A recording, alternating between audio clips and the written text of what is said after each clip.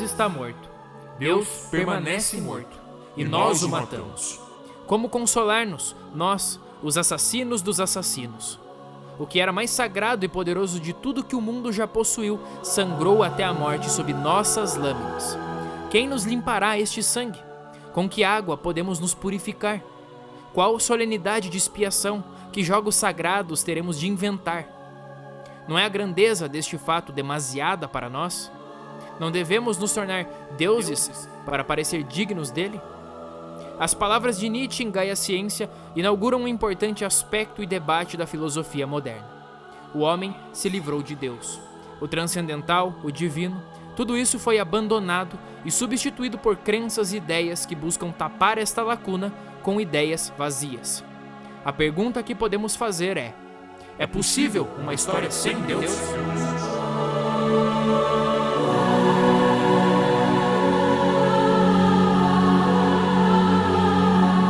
Sim, é possível uma história sem Deus. Pelo menos neste primeiro momento deste vídeo, podemos afirmar que existe razão nessa afirmação. É claro, também existem consequências. Então, vamos assumir aqui que existe uma história sem Deus. Se olharmos o desenvolvimento histórico, independente da civilização, veremos que com o chegar da modernidade, o homem começou a ficar preso ao tempo histórico. O que isso significa? Na prática, significa que o lado material começou a se sobrepor. Começou a aparecer aquilo que realmente importa. Então, isso que alguns teóricos vão chamar de uma prisão imanente traz graves consequências, principalmente se estamos falando da interpretação histórica e até da filosofia. Então, sim, vamos aqui andar com essa afirmação embaixo do braço, pelo menos por enquanto, e fazer um breve experimento, uma reflexão. É possível uma história sem Deus. Podemos imaginar uma filosofia, e talvez você a identifique, que prenda o homem unicamente ao aspecto material. O homem agora é um ser que vive de coisas, de objetos, de valores, né? Essa mesma filosofia pode, por exemplo, prometer em um futuro incerto o paraíso terrestre. Um momento, através desse desenvolvimento histórico, que é explicado através de fórmulas quase que matemáticas de desenvolvimento histórico, se é que isso existe, em algum momento, através dessa tensão que não acaba, através dessa fórmula que pode ser aplicada a qualquer civilização do passado e explicada de qualquer jeito, o homem chegará a um paraíso, atingirá um paraíso aqui na Terra. Podemos imaginar então que esta filosofia existe, que essa filosofia não leva em consideração o transcendental. Não existe espaço aqui para qualquer coisa que não seja na Terra, que não seja coisa dos homens. Não precisamos desse divino. E por falar em não precisar do divino, por não precisar do transcendental, podemos pegar essa experiência nossa e retroceder ainda mais no tempo. Que tal voltarmos um pouquinho mais? Voltarmos ao ponto onde, por exemplo, só iremos ficar satisfeitos quando o último rei estiver enforcado nas tripas do último padre. É uma afirmação pesada, mas essa afirmação ela está alinhada com os nossos ideais, então, de uma realidade onde o homem não precisa do divino, onde a sua razão é a única ferramenta que ele precisa. É a arma para que ele possa construir o paraíso terrestre mais uma vez. É a arma para que ele consiga atingir os seus ideais de igualdade, liberdade e fraternidade. Apenas através da razão. A razão irá libertar o homem. Não precisamos de monarcas, não precisamos de bispos, padres e papas. Esqueçam tudo isso. Podemos criar grandes homens esclarecidos através da razão, podemos ter grandes líderes até, não é mesmo? Podemos ter Robespierre e Lenin, líderes que com certeza exalam virtude, que exalam aquilo que podemos nos espelhar e se inspirar até em certo aspecto. Então percebam que podemos voltar mais ainda no tempo. E não se preocupe com datas específicas, talvez você esteja realmente construindo enquanto eu falo, mas voltemos ainda mais, voltemos naquele período onde o homem começou a olhar para si e pensou: eu sou a medida das coisas, eu sou o centro. O que importa sou eu. Veja, nesse momento Deus ainda estava lá, mas começou a ser substituído.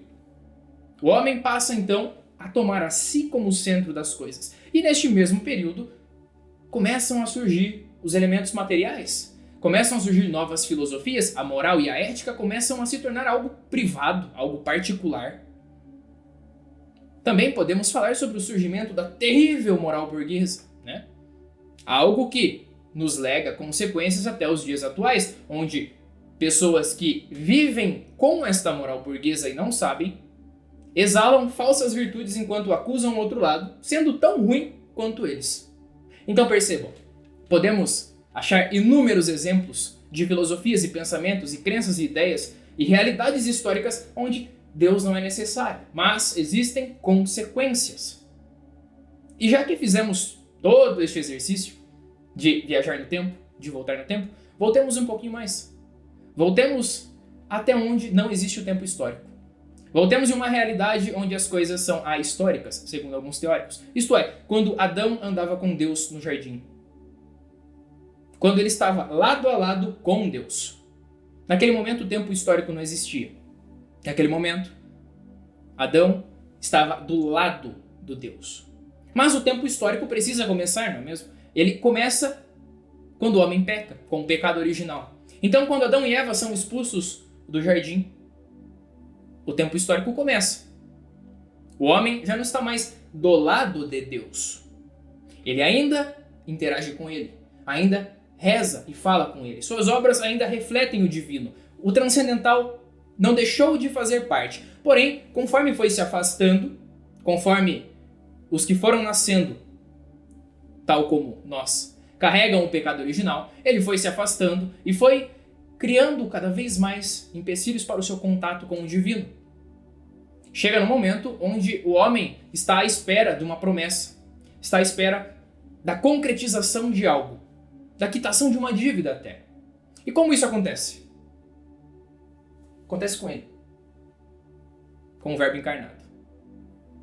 Quando Jesus, através da união hipostática, Deus e homem, surge, temos então algo que até o mais ateu dos ateus não pode negar.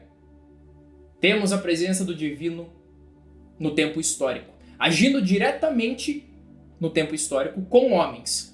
Nasceu da Virgem Maria, foi criado por homens, viveu entre homens e seria crucificado por homens. E fez isso pelos homens. É a concretização de uma promessa.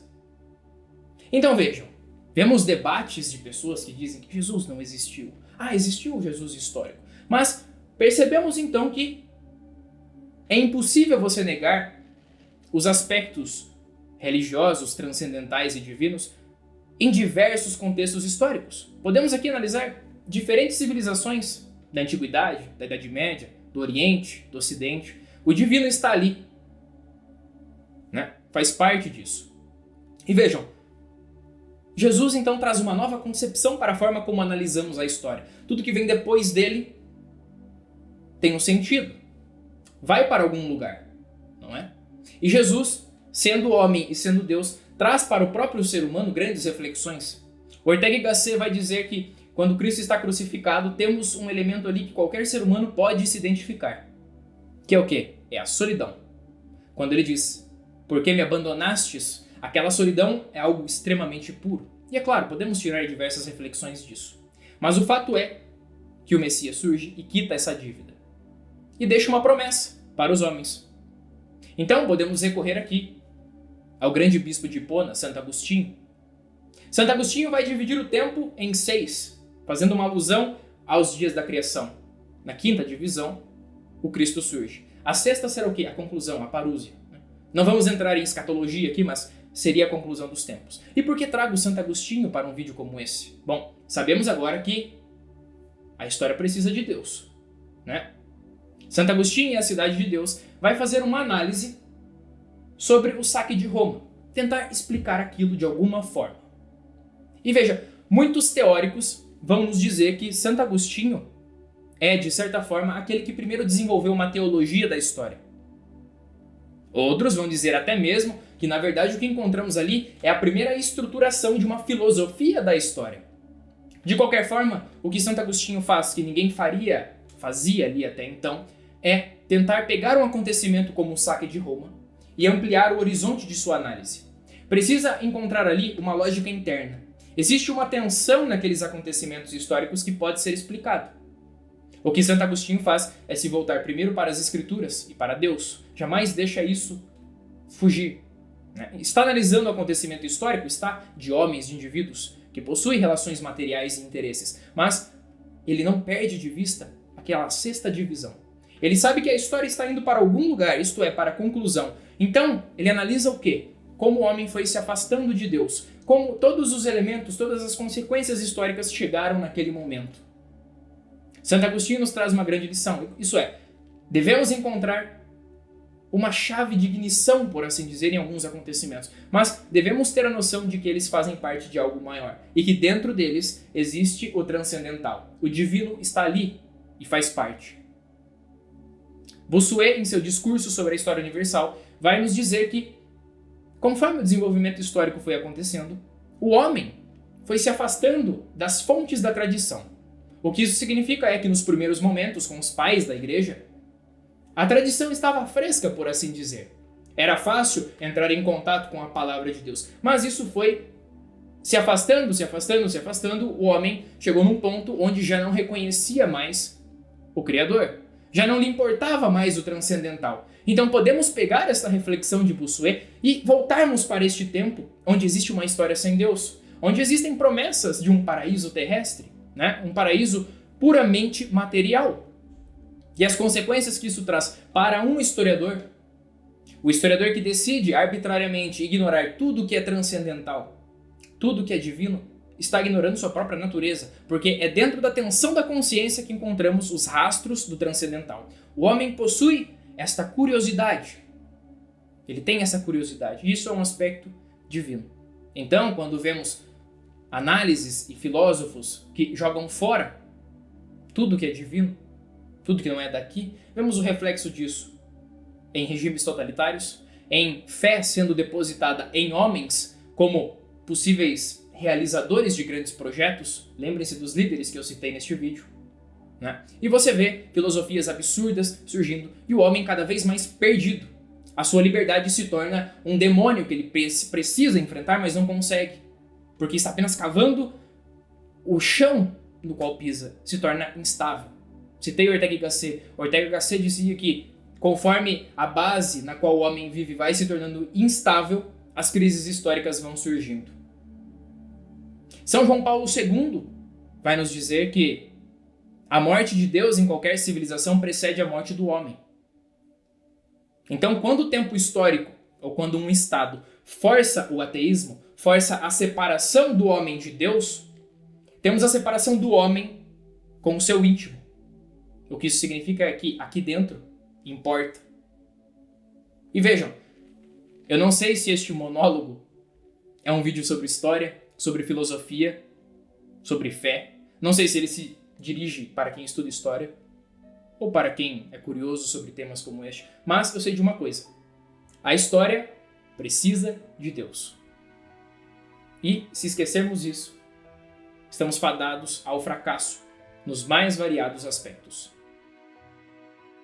Se você gostou desse vídeo, não se esqueça de deixar o seu like e também de se inscrever no canal se é a primeira vez que você chega por aqui. Se você ficou interessado no tema que eu disse neste vídeo, na descrição eu vou deixar alguns artigos e também algumas indicações de livros. Veja que não necessariamente são as fontes deste vídeo, porque esse vídeo é mais uma reflexão do que algo roteirizado. Mas, se você se interessou, tem artigos interessantes e também tem livros que podem te levar para caminhos assim que fazem sentido com esta temática. Eu também quero que você deixe nos comentários a sua colocação sobre este tema, porque é um tema espinhoso e um tema muito caro para quem estuda história e filosofia e até teologia. Então, deixe nos comentários. Por hoje é só, eu espero que vocês tenham gostado deste vídeo e espero vocês na próxima História do Mundo. Até lá!